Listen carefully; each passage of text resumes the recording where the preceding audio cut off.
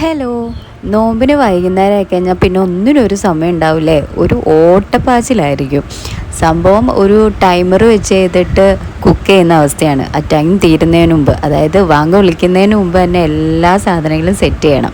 അപ്പോൾ ഇന്ന് നോക്കിയപ്പോൾ നമുക്ക് കുറച്ച് പഴം ഇരിപ്പുണ്ടായിരുന്നു, ഏത്തപ്പഴം. അപ്പോൾ അതും കൊണ്ട് പഴംപൊരി ഉണ്ടാക്കാമെന്ന് കരുതി. പിന്നെ കുഞ്ഞ് കാടമുട്ട ഇരിപ്പുണ്ടായിരുന്നു. ഞാൻ മറ്റേ വലിയ മുട്ടയാണ് നോക്കിയത്, പക്ഷെ അതുണ്ടായില്ലായിരുന്നു. അപ്പോൾ അത് കാരണം കാടമുട്ട വെച്ചിട്ട് ബജി ഉണ്ടാക്കാമെന്ന് കരുതി. അപ്പോൾ അത് രണ്ടിനും വേണ്ടിയിട്ടുള്ള സാധനങ്ങളൊക്കെ ഒന്ന് കലക്കി വെക്കാമെന്നൊക്കെ കരുതി. പിന്നെ ഫ്രൂട്ട്സായിട്ട് പൈനാപ്പിളും പഴവും പൊമഗ്രാനൈറ്റൊക്കെ ഇരിപ്പുണ്ടായിരുന്നു. അപ്പോൾ പൈനാപ്പിൾ ജ്യൂസ് അടിക്കാമെന്ന് കരുതി. അങ്ങനെ അത് അടിച്ച് മാറ്റി വെച്ചിട്ടുണ്ടായിരുന്നു.